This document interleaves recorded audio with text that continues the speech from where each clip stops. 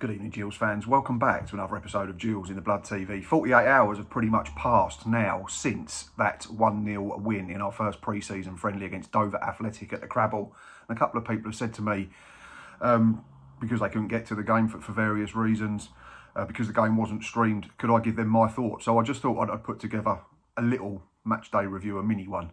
It won't be as long as the ones we're going to do throughout the season. But yeah, a couple of people have asked, so I thought, why not? So yeah, we'll have a look at the first half and then the second half for teams, etc., and what I thought were the positives. So without further ado, let's get straight into it. That first 45 minutes felt very much like a first 45 minutes of pre-season, certainly from our point of view. I'm not going to dress it up to be anything better than it was, but there were certainly some positives. Gareth Ainsworth went with a 4-4-2 in that first half, which you can see up here. We started off with Jake Turner in goal. It was a back four of Romeo Hutton, Ethan Coleman, Shad Ogie and Max Clark. A quartet in front from right to left was Marcus Wiley, Robbie McKenzie, Bradley Dack and Jack Nolan. And then it was Harry Bridle and big Josh Andrews up front. Yeah, a good solid formation. Not one that I focused on in my recent Tactics Talk episode. So thank you for that, Gareth. But yeah, two banks of four, a front two. And maybe a point to the direction of something that we're going to see more often moving forward. But yeah, plenty of positives. The first being that Ethan Coleman actually looked decent at centre-back for about half an hour. He then swapped over with Robbie McKenzie. I think, speaking to Gilles Anorak at half-time, he was in agreement with me and said that he's got all the attributes and all the tools that you want to be a centre-half, haven't you? You know, he's quick enough across the ground, he's big, he's athletic, he's strong, he's decent enough in the air, and you know, in a position that wasn't familiar to Ethan, I don't think, given that he's played all of his time with us as a holding midfielder. I thought he'd done really well. The caveat, obviously, is it is a first half hour of pre-season, and then he swapped with Robbie McKenzie. Robbie went back into that position, and Ethan moved into his more accustomed role in the middle of the park. But yeah, Ethan Coleman certainly playing at central defence was an intriguing one, and maybe something that we might see moving forward. We've got four good centre-backs anyway, but if him and Robbie McKenzie can be that fifth centre-back between them, then it means we don't have to dip in the market to any more. A player that I mentioned at the back end of last season who's getting better and better again stood out for me, and that was right back Romeo Hutton. And there's been question marks over his defensive capabilities in a back four, but I thought he was absolutely fine. There were a couple of moments, obviously his first run out of the summer, but it was his attacking work that sort of caught my eye. He was lucky in the sense that, not lucky, it's been set up that way, but fortunate enough that in Jack Nolan or Marcus Wiley on that side, they were both comfortable cutting inside, which allowed him room on the outside to overlap, and he got into a couple of good positions. There was one decent bit of link play. I think Jake Turner grabbed a cross and then he threw it out to Marcus Wiley, who done really well on the halfway line to spin inside his man. Had the wherewithal to drive and get his head up into the Dover half.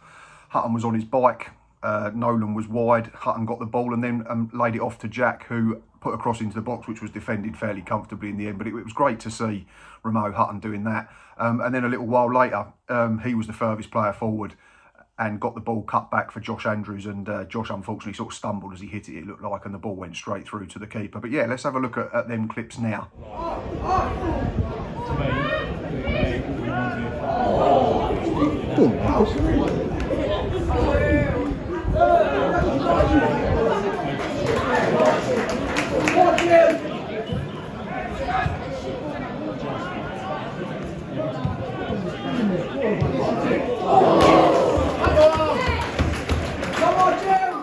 Like I say, Marcus Wiley was another one that stood out for me in a slightly unaccustomed role. Started on the right, moved over to the left, and he was a threat, and he was busy, and he was willing to run at his man. He was willing to try things. He could have had a goal late in the half just before we opened the score, and if he'd had a better touch, I think he just sort of stood on the ball, but that'll come with more minutes and more game time. But yeah, another one, like I said, like Ethan, in a position that is a little bit alien to him. I thought he did really well. We've seen them clips already of him spinning his man on the halfway line. There were some more good moments. He got into good crossing positions. A couple of defenders had to clear last ditch, that type of thing, and we won corners. So yeah, really promising from Marcus Wiley. And maybe it's a position that Gareth wants to use him in moving forward, because if you look at it, the squad at the moment, technically we've only got two out-and-out wide men in Aaron Rowe and Jack Nolan, sorry, who started the game on the opposite flank to Marcus. But yeah, a decent 45 minutes for Marcus, who probably wants to make his mark. Didn't get a lot of football last season.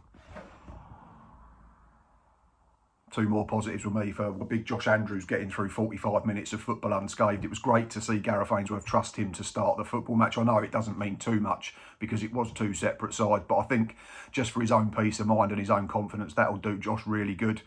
He put himself about, got into a couple of good scoring opportunities. We've already seen the clip where he had a shot straight down the keeper's throat. Maybe could have done better. He had another header just over the bar. Yeah, he was willing to chase down every lost cause and put pressure on centre-backs and full-backs and the goalkeeper. And I think it's key that we're going to be a pressing team come this season. So it means that the likes of Josh Andrews and Elliot Nevitt when he's fit, and Vokes and Seb Palmer-Holden, and we'll get onto him in a little while, are going to have to be the ones that start that press high up the pitch, defend from the front, that type of thing. But yeah, it was good to see him get 3/4 of an hour, and fingers crossed we get to see a bit more of him on Saturday against Reading. But obviously we've got to be very aware of the situation and the fact that he's not played a lot of football for a long time.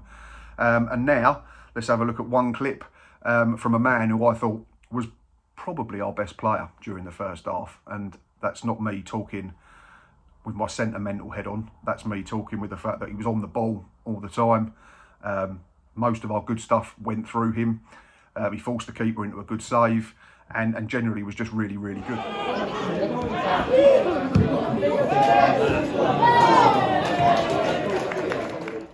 That clip was, of course, Bradley Dack. That was just one example of his delivery into a dangerous area. There was one that made me laugh. He took a corner and immediately realised he'd overhit it and swore at himself, which made me laugh because everything was clearly audible because it wasn't the biggest of crowds. But yeah, the one that we've seen for the chance for Harry Bridle was very good. He had a free kick just over the bar that he tried to whip into the far corner. His link play was just very good, whether he was running into offensive areas trying to get beyond Bridle and Andrews, or whether he was dropping into his own half and picking up the ball and dictating play from deep. He did it really well. His brain's just, you know, half a yard or a yard ahead of everyone else. I was stood by the corner flag at the end where we were shooting at the start of the second half, and there was one of the Dover players actually talking to one of the stewards, and he said, like, he was trying to keep up with Dacky, and he said, I heard him say to the steward, like, you can't, because he's just 2 yards ahead of you all the time. He's got a picture in his mind. He sees the game 2 stages in advance of most, and that's what Dacky can bring, isn't it? We know that if we can keep him fit, that he should have a massive influence at this level. And then, of course, we scored the goal. Good ball in from Max Clark from a free kick. Defender wins the first contact, but Robbie McKenzie shows enough composure, doesn't he, to bring it down on his knee and then slap it into the roof of the net to give us the lead at the half-time break. So go on, we'll have another look at that. There'll be a little short segment of adverts, and then we'll talk about the second half.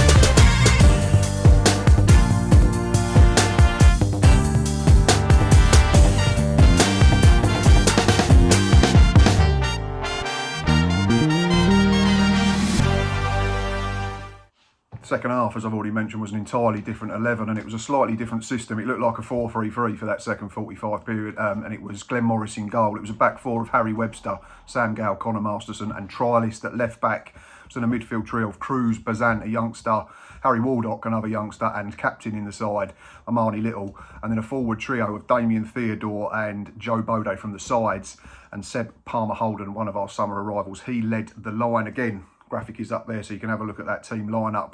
Yeah, I thought we were really good second half. Like I've mentioned, that the first half felt more even, it felt more competitive. I don't know what Dover's situation is in terms of who their first team players are, but they made a lot of substitutions during the second 45, which was sort of disrupted their rhythm and allowed us to take control of the game. We controlled the tempo, we kept the ball in better areas, we weren't really threatened defensively. But it was good to see us use the ball and try different things, because if you're not going to try it in pre-season friendlies, then when are you going to do it? But yeah, plenty of positives and yeah, some good individual performances.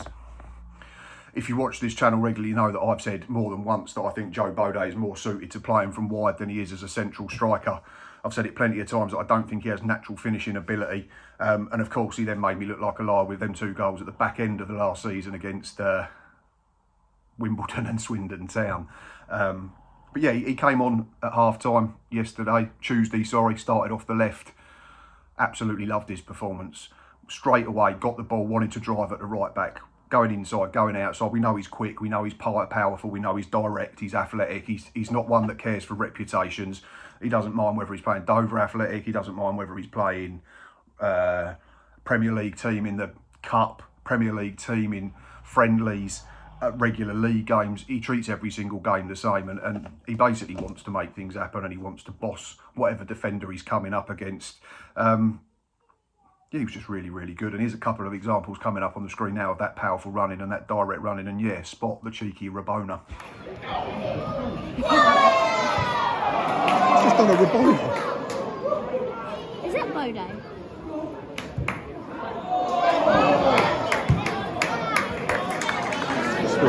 Go on, Joe.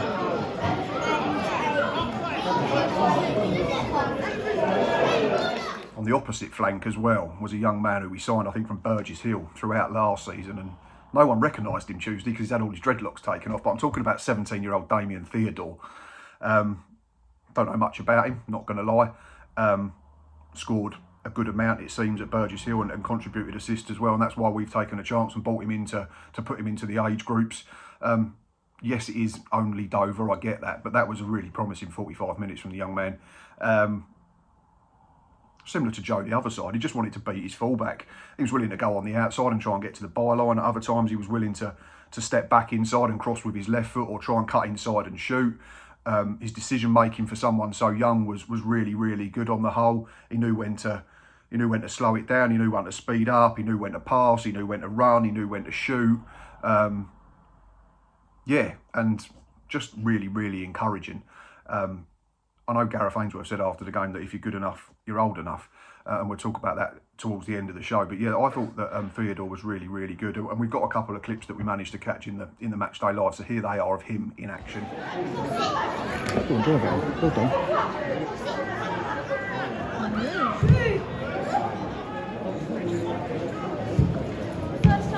Oh, stop to score. It's only a small snippet and a small sample size, I totally get that, but it was exciting to watch. And how often have we said over the last couple of seasons that we lack runners, we lack pace, we lack power in the final third. I'm not saying that Damien Theodore's immediately going to be the answer to it, but to see him and Joe Bode, and to a degree Marcus Wiley and Jack Nolan first half, less so Nolan, just want to come on and make things happen and be on the front foot all the time and get into dangerous areas was really refreshing. And yeah, I thought they both did absolutely no harm in terms of a first 45. That clip as well, if you just think back to it there's a chance for Seb Palmer-Holden. He was the third real positive for me in that second period. We know when he came in that Gareth Ainsworth said he's going to press really, really well. He's non-stop, he's tireless in terms of work rate. He's infectious as well because he did it and everyone followed suit. There was him and Armani Little a couple of times chasing down lost causes that you wouldn't expect players to maybe make in the first outing of the summer. You'd expect them to make it come the league games. But you'd get an idea that some might play slightly within themselves just to build up that fitness first and foremost. But there was none of that from Seb. And he had a couple of chances as well. His best one was that clip where I think going back to Theodore's ability to slow the game down, he did that and then released Harry Webster, who stood up a good ball. And Seb Palmer-Holden's unlucky in the sense that he's outside the near post. He can't wrap his foot round it and it goes wide. But to see him get into good areas immediately and be a threat was really, really encouraging. And yeah, so that was my 3 big positives out of a second half that we controlled and ultimately won the game 1-0 was Joe Bode, Damien Theodore and Seb Palmer-Holden. Just to wrap this up before we blow the full-time whistle, I think we've already mentioned that, you know, there was plenty of positive. There was stuff to work on as well, don't get me wrong. It seemed to me like it was a friendly where we'd done a lot of work on the training ground in the first week or so on having the ball and not so much of out of possession. I might be completely wrong, but that's how the game came across to me. We've mentioned the fact that Ethan Coleman, Robbie McKenzie might split duties as being the 5th centre-half if we have to go down that route, if we get injuries and or suspensions. I think the fact that we saw Marcus Wiley and Joe Bode both as wingers rather than centre forwards in that 90 minutes gives the squad more balance, doesn't it? I think otherwise we're top heavy if you put Joe Bode and Marcus Wiley in the striker bracket, because it then gives us 6, which is a lot even if you play 2 up top. So to have it that way around means that you've then got 2 goalkeepers. This is senior pros, I'm kidding. A right back, 4 centre backs, a left back, 7 central midfielders, including attacking players, 4 wingers and 4 strikers. It just looks more balanced. It looks a little bit lopsided if you say you've got Jack Nolan and Aaron Rowe as wingers, and then you've got Bode, Wiley, Vokes, Nevitt, Palmer Holden, and Josh Andrews as centre forwards. Back to the point about Gareth Ainsworth, it was great to see him embrace the younger players and give them a chance. We know this is the time to do it. And like I say, Damien Theodore was one that really stood out for me in that second period. Harry Bridle did all right first half, worked really hard. Harry Webster got into some good areas, wasn't really tested defensively. Cruz Basant, Harry Waldock were neat and tidy as well. So we've got a decent group there to work with, it looks like. I'm not saying they're all going to be ready or one of them's going to be ready for the first team, but it's nice to have some that we can keep an eye on. And like Gareth alluded to, Joe Bode and Sam Gow are the yardstick now, aren't they? I just don't want us to coach that drive and that free running spirit out of people like Theodore and Joe Bode, because I think there's still a place for it in the game. We know over the last few years in the modern game that the wingers have become a bit different. Everything seems to be, oh, you can run at your man until the edge of the box and then you stop and you come inside and you go square. Inverted wingers, I think, have a lot to do with that. They've got a place in the game as well, but for me, I like this idea of having a right footer on the right, a left footer on the left, get them to the byline, get balls in the box. You can swap them over during the game to give fullbacks different issues and that type of things, but I hope it's not coached out of the players that we've seen being willing to run at their man and get into dangerous areas. And just to sum up, obviously it was always about fitness more than finesse and anything like that, but it's nice to start with a win. It's nice to start with a clean sheet, and fingers crossed the 7 players that did miss the game for precautionary reasons, according to Gareth, are back sooner rather than later. We know Vokes is going to take a little bit longer, but aside from that, hopefully we get to see the others, maybe against Reading, maybe against Luton, or certainly in the last 3 friendlies. But yeah, that's enough from me for this match day review. It might have ended up just as long as a normal one, but like I say, a couple of people have asked how we've been getting on, so I wanted to sort of just put it down in video form so that anyone can watch it. Balls, we'll be back Saturday, myself, Ava, Bars, and anyone else who wants to join in. I think we're in the Medway stand for the friendly against League One Reading, so come and say hello, come and give us your score predictions and anything like that if you feel you want to. Enjoy the rest of your week, and of course, most importantly, up the Gills.